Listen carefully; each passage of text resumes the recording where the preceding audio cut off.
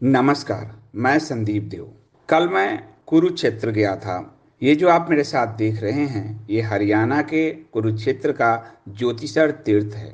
यहीं से महाभारत का युद्ध आरंभ हुआ था। कुरुक्षेत्र के मैदान के इसी हिस्से से महाभारत का युद्ध आरंभ हुआ था। युद्ध में जब अर्जुन ने देखा कि सामने उसके दादा हैं, उसके गुरु हैं, उसके बंधुजन हैं, तो उनकी दशा किंग कर्तव्य विमूढ़ जैसी हो गई और गांडीव उनके कंधे से सरकने लगा था।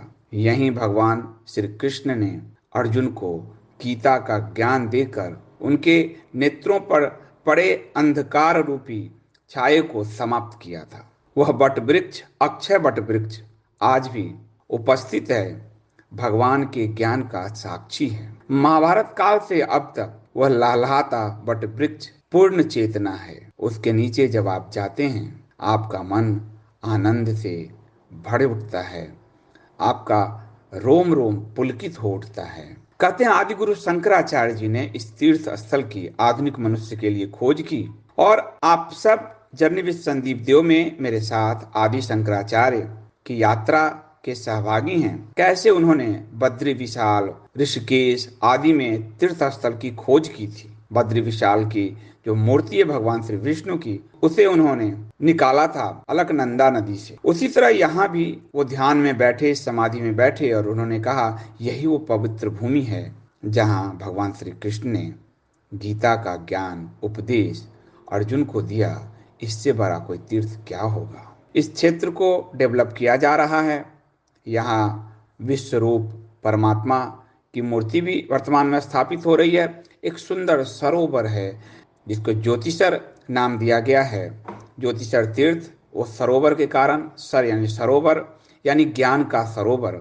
ज्ञान का सरोवर जो भगवान श्री कृष्ण ने अर्जुन पर उड़ेला, और यह सरोवर भी उसकी एक गवाही देता है। यहाँ मन आपका बहुत ही आनंद से भर जाएगा और खासकर उस वट वृक्ष के नीचे तो आपको एक अलग ही अनुभूति प्राप्त होगी। बाद में कांची के शंकराचार्य जी के निर्देश पर इस क्षेत्र का विकास हुआ।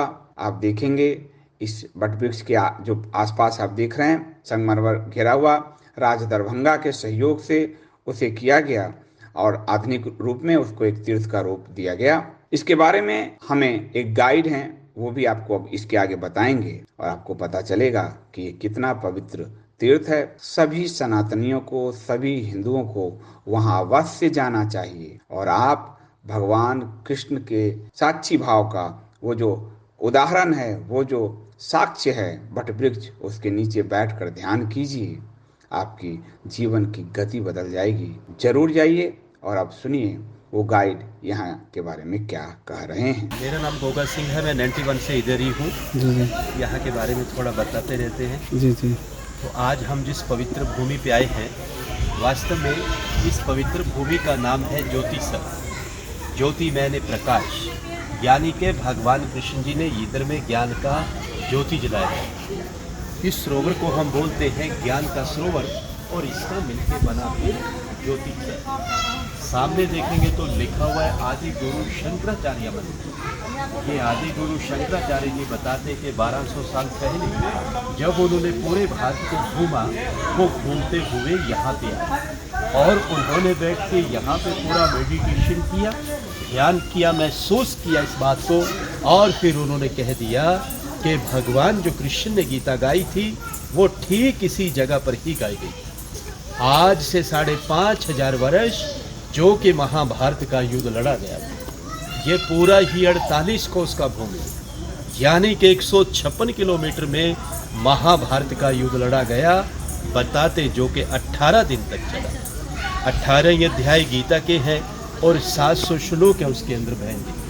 आज जितना भी श्रद्धालु यहाँ पे दूर दराज से आता है, चाहे वो मुंबई से आता है, दिल्ली से आता है, चंडीगढ़ से आता है, पंजाब से आता है, हरियाणा से आता है, वो भारत के किसी भी कोने से आता है, और आने के बाद उसके मन में एक ही सवाल होता है कि मैं जब भी कुरुक्षेत्र की भूमि पे जाऊंगा और फिर उधर में जाके ये सवाल करूँगा। उनका सवाल होता है सीधा साधा सा कि हमें वो लाल मिट्टी तो बताइए कि क्योंकि उस समय बहुत ही भयानक युद्ध हुआ था। और युद्ध के कारण ही वो पूरा का पूरा धरती लाल हो गया। लेकिन आज वो लाल धरती हमें यहाँ पे अब दिखाई नहीं देती। उस जमाने में बताते कि उस समय इधर में ना तो किसी का मकान था, ना किसी का घर था, ना कोई गांव था, ना कोई शहर था। ये बिल्कुल एक बंजर जमीन था कि जिधर में महाभारत का युद्ध लड़ा गया।